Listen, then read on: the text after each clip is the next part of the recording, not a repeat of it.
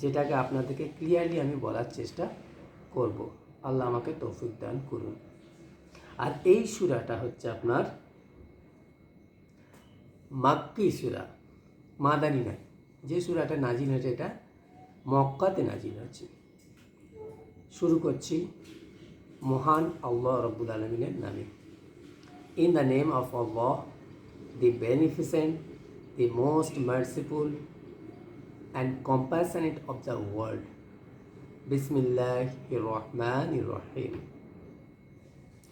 Now, in the first line of this surah, Allah first said, قَدْ أَفْلَحَ الْمُؤْمِنُونَ. Only the mu'minun will be successful. Not a single kafir, not a single মুনাফিক। না কাফেররা সফল হবে, না মুনাফিকরা সফল হবে। সফল কারা হবে? অনলি দ্য মুমিনুন। যেমনটা আল্লাহ রাব্বুল আলামিন সূরা বাকারার মধ্যে বলেছেন, উলাইকা আলা হুদাম মির রাব্বিহিম ওয়া উলাইকা হুমুল মুফলিহুন। উলাইকা আলা হুদাম Mir রাব্বিহিম, those who are on the track of Allah, they will only be successful. ওয়াউলাইকা হুমুল মুফলিহুন। যারা আল্লাহর রাস্তায় আছে তারাই সফল হবে। আর যারা আল্লাহর রাস্তায় আছে তাদেরকে আল্লাহ রাব্বুল আলামিন একটা টাইটেল দিয়েছেন। সেই title they are called as মুমিনুন। যেমন আমরা নামাজ যারা পড়ে তাদেরকে টাইটেল দিই নামাজি। তেমন আল্লাহ রাব্বুল আলামিন ওই যারা সফল ব্যক্তি আল্লাহর রাস্তায় আছে তাদেরকে নাম দিয়েছেন মুনাফিকুন দেননি, কাফের দেননি, তাদেরকে নাম দিয়েছেন সুন্দর নাম মুমিনুন। তাই আল্লাহ রাব্বুল আলামিন বলছেন এই মুমিনুনরাই সফল হবে। কদ আফলাহাল মুমিনুন, একমাত্র মুমিনরাই সফল হবে। অনলি দ্য মুমিনুন will be successful in this life and after this life. And now let's come to the verse number 2. What are the qualities of mu'minun? যে মুমিন সফল হবে, সেই সফল হওয়ার জন্য মুমিন ব্যক্তির মধ্যে কি কি বৈশিষ্ট্য থাকবে? আল্লাহ রাব্বুল আলামিন ফার্স্ট কোয়ালিটি বললেন, আল্লাযীনা হুম ফি সলাতিহিম খাশিউন। সেই মুমিনুন এমন হবে, তার প্রথম কাজ হচ্ছে সে যখন নামাজ পড়বে খাশিউরের সাথে নামাজ পড়বে, এমনভাবে নামাজ পড়বে যেন সে মনে করবে আল্লাহ আমার সামনে আছে। সে এমনভাবে নামাজ পড়বে, নামাজের পাটিতে সে সেজদা দেবে না, বরং সে আল্লাহর পায়ে সেজদা দেবে। তার ভিতরে এই অনুভূতি জাগবে। কি বললেন? আল্লাযী হুম ফি সলাতিহিম খাশিউন। সে নামাজে থাকবে বিনম্র, নত, উদ্ধত নয়। নামাজ যখন পড়বে তার নামাজের মাধ্যমে অন্য কেউ কষ্টও পাবে না। না এইরকম হয়ে নামাজ পড়বে, না পা চওড়া হয়ে নামাজ পড়বে, না মানে নামাজ পড়তে পড়তে চুলকাবে, না নামাজ পড়তে পড়তে জামা ঠিক করবে। No, his namaz should be only for Allah. And it reveals that Allah is in front of him. যেমন মালিক সামনে দাঁড়িয়ে থাকলে লেবাররা কাজ করে মাথা নিচু করে কোনো দিকে তাকায়নি। লাইক দিস আল্লাহ উড লাইক টু সে, আল্লাহ বলতে চেয়েছেন যে মুমিনুনের ফার্স্ট কোয়ালিটি হবে আল্লাযীনা হুম ফি সলাতিহিম খাশিউন।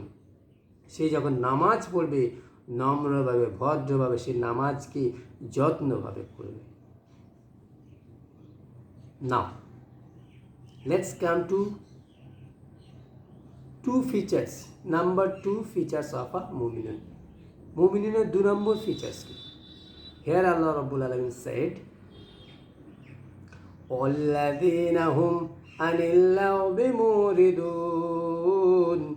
মুমিনুনের 2 নম্বর বৈশিষ্ট্য হলো, 1 নম্বর বৈশিষ্ট্য হচ্ছে নামাজ যখন পড়বে নম্র পাবে। মুমিনুনের 2 নম্বর বৈশিষ্ট্য হলো ওয়াল্লাযীনা হুম আনিল লাগবি মুরিদুন। মুমিন যখন কথা বলবে সে তার জবানকে কন্ট্রোল করে কথা বলবে, সে তার জিভকে কন্ট্রোল করে কথা বলবে, সংযত করে কথা বলবে, বেফাসভাবে কথা বলবে না। এমনভাবে সে যেন কথা বলবে তার চোখের দ্বারা, তার মুখের দ্বারা, তার হাতের দ্বারা অন্য কোনো ব্যক্তি যেন নিরাপদ থাকে, কষ্ট না পায়, অসন্তুষ্ট না হয়। খুব দামি জিনিস নিজের এই জবানকে কন্ট্রোল করা। বুখারী শরীফের মধ্যে আল্লাহ মুহাম্মদ সাল্লাল্লাহু আলাইহি সাল্লাম বললেন, বান্দারে আমাকে দুটো জিনিসের গ্যারেন্টি দে, এক দুই ঠোঁটের মাঝখান আর দুই রানের মাঝখানের এই দুটো জিনিসের হেফাজতের গ্যারেন্টি দে, আমি তোদেরকে জান্নাতুল ফিরদাউসের গ্যারেন্টি দিচ্ছি। মুহাম্মদ সাল্লাল্লাহু আলাইহি সাল্লাম said, and here also Allah said, এখানে আল্লাহ রাব্বুল আলামিন বলছেন যে মুমিনের দ্বিতীয় বৈশিষ্ট্য হবে ওয়াল্লাযীনা হুম আনিল লাগবি মুরিদুন। মুমিন যখন কথা বলবে তার জিভকে কন্ট্রোল করে সংযত করে কথা বলবে, হাতকে সংযত করে কাজ করবে, মনকে সংযতভাবে কাজ করবে, তার মুখের দ্বারা his word should not treat people illiterally, heartily. His words should not hurt people. তার কথার কোনো ব্যক্তি কষ্ট না পায়। People should save from his word. তার কথার মাধ্যমে লোক নিরাপদ থাকবে, কষ্ট পাবে। তাহলে মুমিনের কটা সংজ্ঞা বললাম? দুটো বৈশিষ্ট্য বললাম। একটা হচ্ছে সে যখন নামাজ পড়বে আল্লাহকে হাজির নাজির জেনে নামাজ পড়বে। দু নম্বর হচ্ছে সে যখন কথা বলবে জবানকে কন্ট্রোল করে কথা বলবে। তিন নম্বর আল্লাহ রাব্বুল আলামিন বললেন ওয়াল্লাযীনা হুম লিয-যাকাতি ফাঈলুন। মুমিন সেই ব্যক্তি হবে যে ব্যক্তি যাকাত দানের প্রতি খেয়াল থাকবে, যত্নবান থাকবে। যা ধনী ব্যক্তি আছে সে ধনী ব্যক্তিকে যাকাত দিয়ে দিতে হবে, তবেই সে মুমিনের বৈশিষ্ট্যের মধ্যে আসবে, তবেই সে সফল হবে। নাও কাম টু দ্য কোয়েশ্চেন্স। আমার অর্থ নয়, সম্পদ নয়, আমি যাকাত দেবো কী করে? আল্লাহ রাব্বুল আলামিন বললেন তুমি যাকাত দিতে পারবে কিভাবে?